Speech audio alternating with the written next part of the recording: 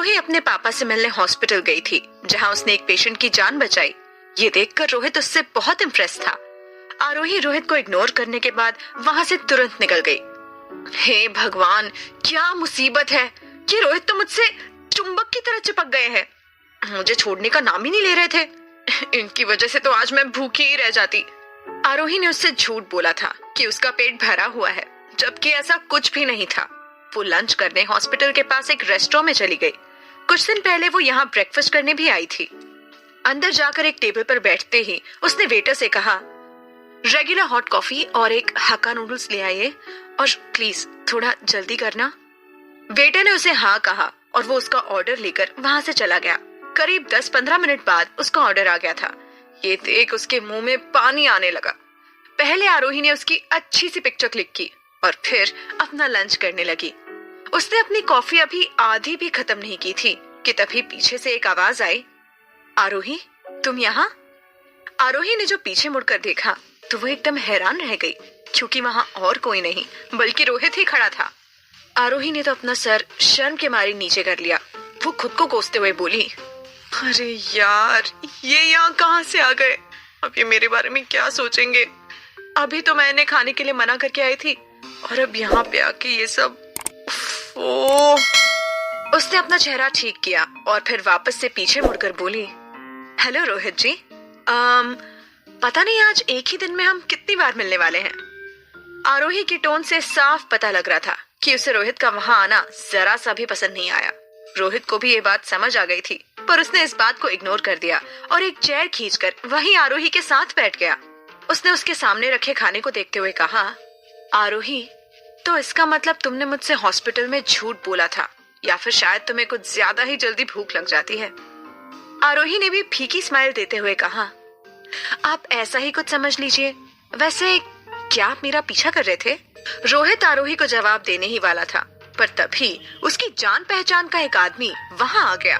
उसने रोहित को देखते हुए बड़ी खुशी से कहा, अरे कहीं मेरी आंखें धोखा तो नहीं दे रही? रोहित बेटा, क्या सच में ये तुम हो? क्या बात है। रोहित ने जब उस आदमी को देखा तो उसकी आंखें भी चमक उठी। वो दोनों एक दूसरे को देख के ऐसे खुश हो रहे थे जैसे बचपन में बिछड़े बाप बेटे हो। रोहित भी बहुत खुशी से बोला, मास्टर जी, आप इतने सालों बाद कैसे हैं आप? और आप यहाँ क्या कर रहे हैं? सब खैरियत? दरअसल रोहित के सामने जो खड़े थे वो सुरताल सिंगिंग एकेडमी के मालिक सुधीर शर्मा थे। उनकी एकेडमी पूरे इंडिया में फेमस थी। बड़े बड़े सिंगर्स इन्हीं की एकेडमी में वोकल क्लासेस लेने आते थे। वो दिखने में एज लग रहे थे और काफी एक्सपीरियंस्ड भी। रोहित ने यही इंट्रोडक्शन आरोही को दिया। आरोही भी उनसे काफी इम्प्रेस हुई। उसने कहा, मैंने भी आपकी एकेडमी के बारे में बहुत सुना है। मुझे तो यकीन नहीं हो रहा कि मैं खुद उसके मालिक से मिल रही हूँ। सुधीर ने भी हंसते हुए कहा, अरे बच्चों, ऐसा कुछ नहीं है।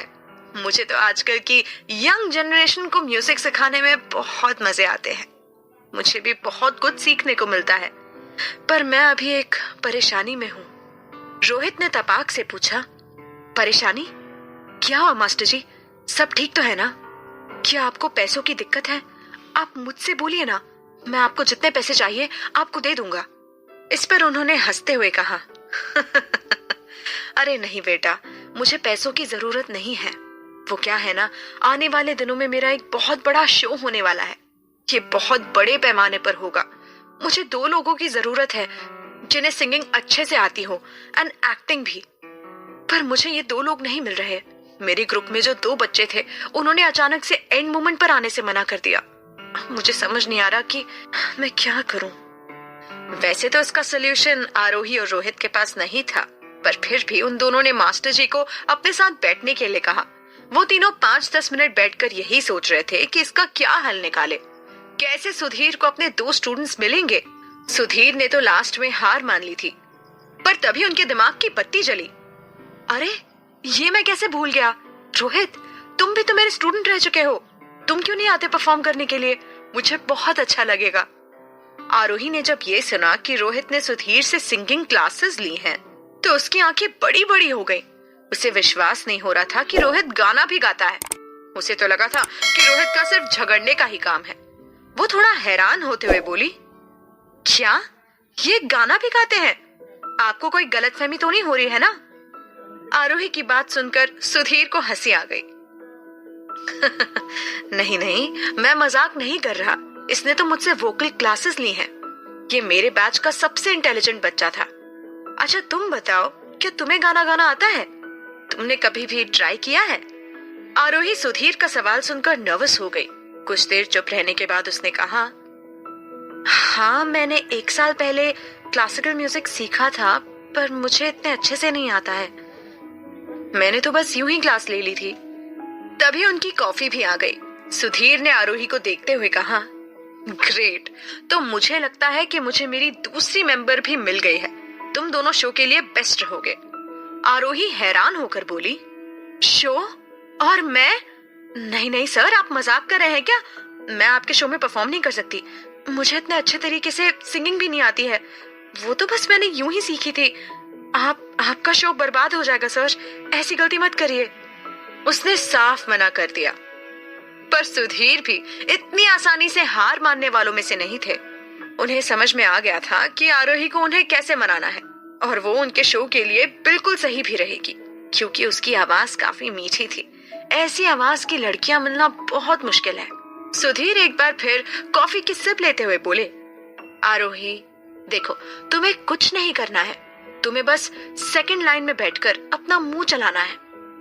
लिरिक्स मैं तुम्हें बता दूंगा। तुम्हें बस उन लोगों के साथ कोऑर्डिनेट करना है। देखो ये बहुत बड़ा शो है और यहाँ कई बड़ी हस्तियां आने वाली हैं। यहाँ तक कि हमारे मिनिस्टर भी वहाँ प्रेजेंट होंगे। तुम्हारे लिए ये बहुत अच्छा मौका है। तुम बहुत कुछ कर सकती हो। आरोही ने उनकी बात सुन ली थी और वो काफी हद तक कन्विंस भी हो गई थी।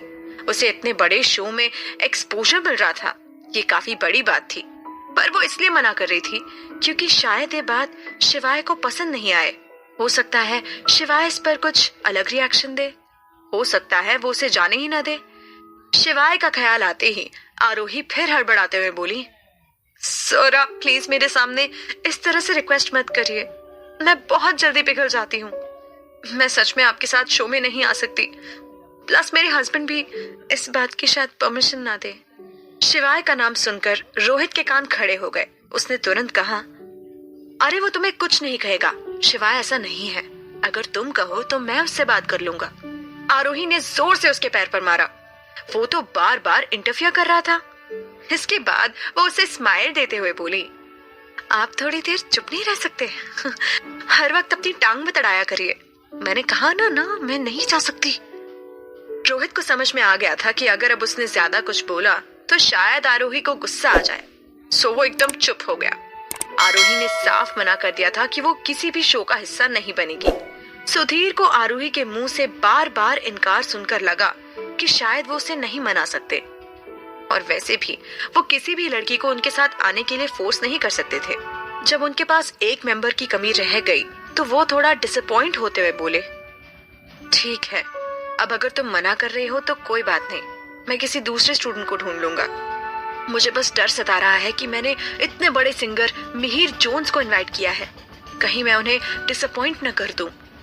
आरोही इस वक्त कॉफी पी ही रही थी, पर जैसे ही उसने मिहिर जोन्स का नाम सुना तो उसने तुरंत सुधीर की तरफ देखा। एक बार के लिए कॉफी उसके गले में अटक गई। इसी चक्कर में वो जोर जोर से खांसने लगी। अरे क्या हुआ? तुम ठीक तो हो ना? लो थोड़ा पानी पी लो। रोहित ने जल्दी से पानी का ग्लास उसके पास किया, पर आरोही का ध्यान इस वक्त पानी पर नहीं था बल्कि सुधीर की बातों पर था। वो एकदम एक्साइटमेंट के साथ बोली, एक मिनट, क्या आपने अभी अभी मिहिर जोन्स का नाम लिया? वही Indian American singer Mihir Jones जो इस साल वो ग्रैमी के लिए भी नॉमिनेट हुए थे। OMG, seriously? ये कोई मजाक तो नहीं है ना? सुधीर ने बड़ी शांति से जवाब दिया, नहीं, मैं कोई मजाक नहीं कर रहा हूँ। मैं सच में परेशानी में हूँ, और हाँ, तुम जिस मिहिर की बात कर रही हो वही इस शो में आ रहे हैं। सुधीर थोड़ा परेशान होते हुए बोले, मुझे तो समझ ही नहीं आ रहा कि मैं क्या करूं। आरोही मिहिर का नाम सुनकर इतना एक्साइटेड इसलिए हुई थी क्योंकि वो शुरुआत से ही मिहिर की बहुत बड़ी फैन रही थी। वो अभी तक मिहिर के सारे गाने सुनते आई थी। उसे उस सिंगर से कुछ ज्यादा ही अट्रैक्शन था, शायद इसलिए भी क्योंकि उसने इंडियन होकर अमेरिका की म्यूजिक इंडस्ट्री में अपना नाम बनाया था। आरोही तो बहुत सालों से मिहिर से मिलना चाहती थी। आरोही ने किसी का इंतजार नहीं किया। वो खुश होते हुए बोली, मैं आऊंगी ना सर, आप क्यों चिंता करते हैं, मैं आपके शो में जरूर पार्टिसिपेट करूंगी, मैं बनूंगी उसका हिस्सा, मुझे कोई प्रॉब्लम नहीं है। रोहित ने जब आरोही को एकदम से पलटते हुए देखा तो उसने भी पूछा, अरे अभी थोड़ी देर पहले तो तुम्हें गाना गाना ही नहीं आता था और अब तुम पार्टिसिपेट करने के लिए भी हाँ कर रहे हो। आरोही ने कहा, वो इसलिए क्योंकि मैं मिहिर की बहुत बड़ी फैन हूँ, मैं उनसे मिलना चाहती हूँ, इस शो के जरिए मैं उनसे मिल पाऊंगी तो मुझे कोई प्रॉब्लम नहीं है। आरोही की बात सुनकर सुधीर काफी खुश हो गए। चलो मेरी प्रॉब्लम तो सॉल्व हो गई, मैं तुम्हें सारी डिटेल्स मैसेज कर दूंगा। आरोही काफी ज्यादा खुश थी।